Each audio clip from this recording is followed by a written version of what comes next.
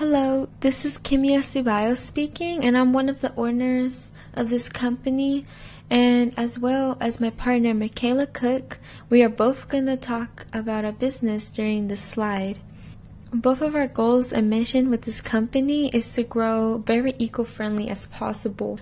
We set a plan to avoid anything that hurts the earth. We decided this because we realize how dangerous our earth is in. And we know we can't influence the whole world, but we can start little and grow a part of influence in people's life, as well as help communities and grow plants that can be organic or help seniors, help the community, kids, influence the idea of eco-friendliness. And yes, I know the process is very weird when it comes to going fully eco-friendly just because plastic is so cheap, but we believe this company can make a start to influence the thought of eco-friendly isn't as hard. Our MVPs, which is our main products, is going to be the pocket seeds, garden starter kits, recycled paper, and a lot more. For starters, we have a recycle system where we're going to take people's papers, or if people give us our paper, we're going to charge them a small fee, nothing big. We're going to recycle these paper and make pocket seeds, which is recycled paper, and we add seeds to the paper and people can plant them anytime they want. The garden starter kits are going to have a starting price. The garden kits are basically a basic tools just to grow a plant. The reason they have a starter price is just because of the pots. We are giving default pots that can decompose within the dirt, but we also going to offer different colorful pots. The pocket seeds, the starter kit, the recycled paper, and as well as the pots we are selling in the business, so it's going to be decorative. As we grow with these products, our line is going to grow. We're going to grow fresh herbs with organic fruits. It's going to become like a little market farm. Maybe even in the future, if we get a lot of herbs, we want to dry our herbs and make tea or different kind of seasoning. We also want to have extra stuff at our store like cute pods, pottery pots. We also want to come up with a subscription box service if we do get really big.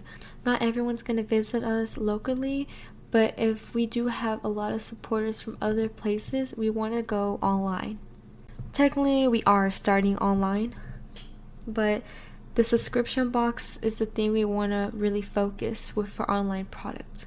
The subscription box would be basically the garden starter kit, but it's going to have multiple plants and double the things than you would get in the basic. We also plan to offer free gardening, crafting lessons for schools in the future.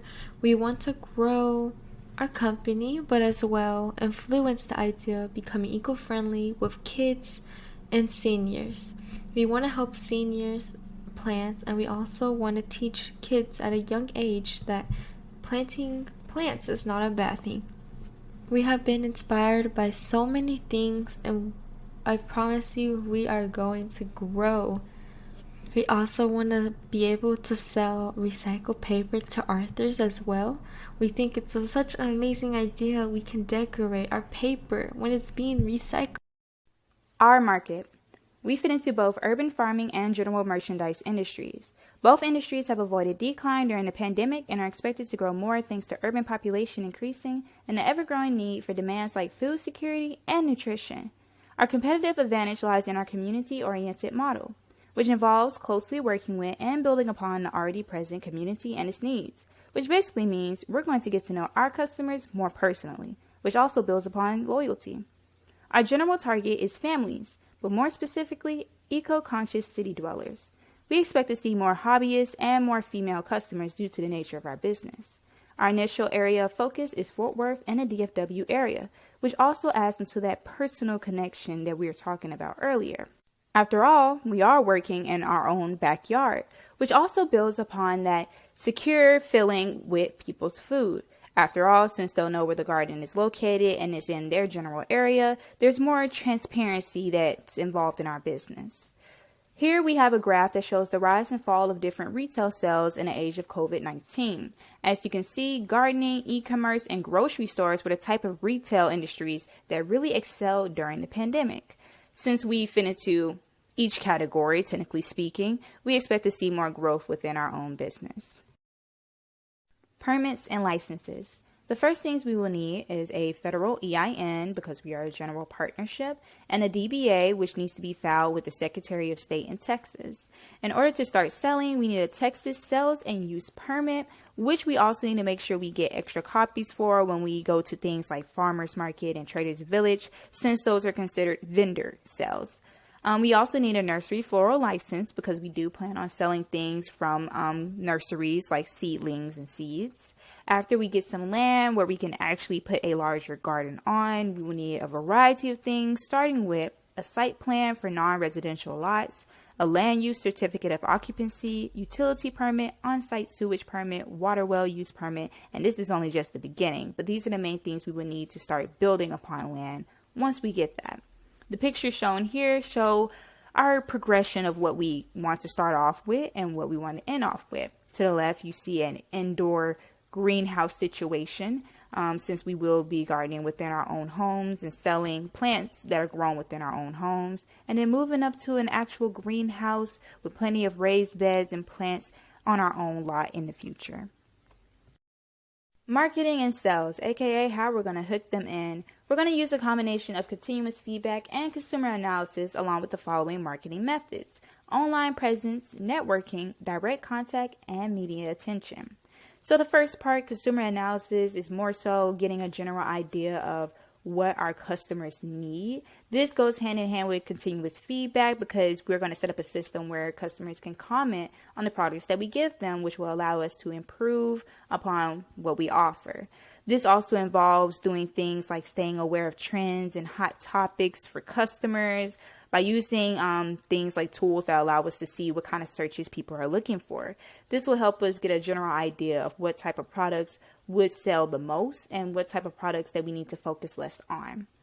The online presence part concerns our website and social media presence. Of course, we're going to have a website where people can come through and order their stuff online. And social media is where we'll really work on that personal connection that I was talking about earlier with our customers. We'll primarily use things like Instagram and Facebook to be able to communicate with customers and also take pictures and videos of what we're growing, what we're doing in the garden, which will help bring more transparency and trust in the products that we sell. Next is networking. So this is basically partnering with related businesses and gardens, specifically through things like LinkedIn, where we can stay connected with people, and using business cards to connect with schools that we might work with in the future to help give lessons to their students, and business cards that we can give to customers so that they can remember our name. This networking part is basically making sure that we're connected within the whole gardening, farming / food ecosystem that already exists in DFW, which will help, of course, promote our business and promote other businesses as well. Direct contact, as the name implies, is more personal contact with our customers. It's going beyond what we portray and show them through our social media and networking, and actually going to the conversations that we will have with customers and really building upon that personal connection. This will be done through things like meeting our customers at our storefront, at farmers markets, at Traders Village, and also staying in touch with them through things like a blog, Facebook groups, and even newsletters. The final marketing method, media attention, is all about publicity through things like magazines, newspapers, TV shows, other people's blogs and websites, that sort of stuff. We can start off by sending things like press releases to reporters and local news channels to see if they would like to feature us in their newspaper or magazine. This will also kind of feed into itself as we become more well known, because then people will start coming to us asking if they can do a feature. Potential partners. So you heard me talking about networking before and how we're trying to create this ecosystem of support between our business and other businesses. Well, here's a list of some potential partners that we already have in mind. One being an MSK sister, Yasley, and her business, Art Recycled Time, or ART. To the left, you see two products that she has already created as examples for products that we can actually sell together in the future. Here she has a seed bag and a planter that was made from a recycled tin can. As you can see, if you support our business, you support Yasli, and if you support Yasli, you support our business, because we plan to continue partnering as both of our businesses grow in the future. We also plan to work with different organizations such as urban farms, like the We Over Me farm at Paul Quinn, which is actually a school-based urban farm, as well as independent farms like Darcia Houston's Urban Garden in Dallas, and neighborhood associations and bigger organizations like Community Frontline that really focus on grassroots efforts to build upon the communities within Fort Worth, and of course the Fort Worth Botanical Garden. Creating this ecosystem of support allows us to build upon our marketing for these other businesses and organizations and urban farms, while also allowing them to build upon our marketing by promoting us. Also, there's plenty that we can learn from fellow urban farms within the DFW area. As you can see, most of the farms that we have found are in Dallas. There's not really a big urban farm within Fort Worth. Perhaps we can be the first and inspire others to join this ecosystem of support. Me and my partner MeKayla want to thank you guys for watching our video. We hope that you enjoyed and was impressed.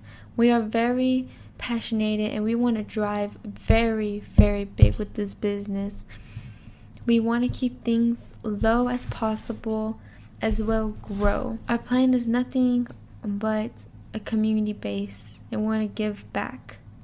I have also forgot to mention that most of our products are going to go to donation, so we're helping with our Fort Worth, Dallas area, as well to other charities and groups. We want to thank you for watching our whole presentation and hope you enjoyed it. I hope it gave you a spark and a passion wanting to help the earth as well.